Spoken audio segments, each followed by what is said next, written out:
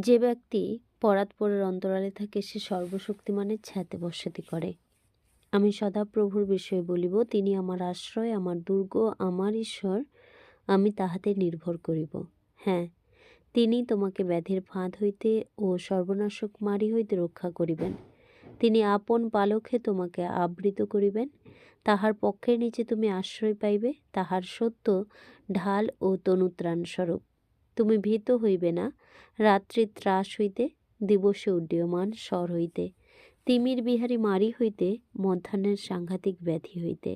পড়িবে তোমার পার্শ্বে সহস্রজন, তোমার দক্ষিণে 10,000 জন, কিন্তু উহা তোমার নিকটে আসিবে না। তুমি কেবল স্বচক্ষে নিরীক্ষণ করিবে, দুষ্টগণের প্রতিফল দেখিবে। হ্যাঁ, সদাপ্রভু তুমি আমার আশ্রয়, তুমি পরাৎপরকে আপনার বাসস্থান করিয়াছ। তোমার কোনো বিপদ ঘটিবে না, কোনো উৎপাত তোমার তাম্বুর নিকটে আসিবে না। কারণ তিনি আপন দূতগণকে তোমার বিষয়ে আজ্ঞা দিবেন, যেন তাহারা তোমার সমস্ত পথে তোমাকে রক্ষা করেন। তাহারা তোমাকে হস্তে করিয়া তুলিয়া লইবেন, পাছে তোমার চরণে প্রস্তরের আঘাত লাগে।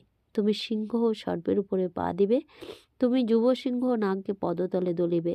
সে আমাতে আসক্ত, তজ্জন্য আমি তাহাকে বাঁচাইব। আমি তাহাকে উচ্চে স্থাপন করিব, কারণ সে আমার নাম জ্ঞাত হইয়াছে। সে আমাকে ডাকিবে, আমি তাহাকে উত্তর দিব। আমি সংকটে তাহার সঙ্গে থাকিব, আমি তাহাকে উদ্ধার করিব, গৌরবান্বিত করিব। আমি দীর্ঘ আয়ু দিয়া তাহাকে তৃপ্ত করিব, আমার পরিত্রাণ তাহাকে দেখাইব। আমেন। পাঠ করলাম গীতসংহিতা 91। এইবার যাব গীতসংহিতা 92।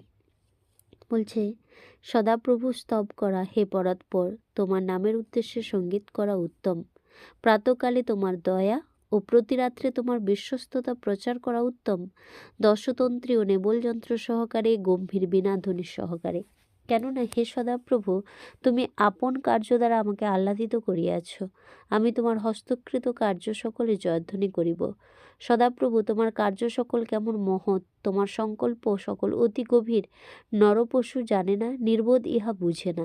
দুষ্টগণ যখন তৃণের ন্যায় অঙ্কুরিত হয়, অধর্মাচারী সকল যখন প্রফুল্ল হয়, তখন তাহাদের চিরবিনাশের জন্য সেই রূপ হয়। কিন্তু সদাপ্রভু, তুমি অনন্তকাল ঊর্ধ্ববাসী। কেননা দেখো তোমার শত্রুগণ, হে সদাপ্রভু, দেখো তোমার শত্রুগণ বিনষ্ট হইবে, অধর্মাচারীরা সকলে ছিন্ন ভিন্ন হইবে। কিন্তু তুমি আমার শৃঙ্গ গবয়ের শৃঙ্গবোধ উন্নত করিয়াছ। আমি নবতৈলে অভিষিক্ত হইয়াছি, আর আমার চক্ষু আমার শত্রুদের দশা নিরীক্ষণ করিয়াছে। আমার কর্ণ আমার বিরোধী দুরাচারগণের দশা শুনিতে পাইয়াছে। ধার্মিক লোক তাল তরুর ন্যায় উৎফুল্ল হইবে, শিলিবাননের এরস বৃক্ষের ন্যায় বাড়িবে। যাহারা সদাপ্রভুর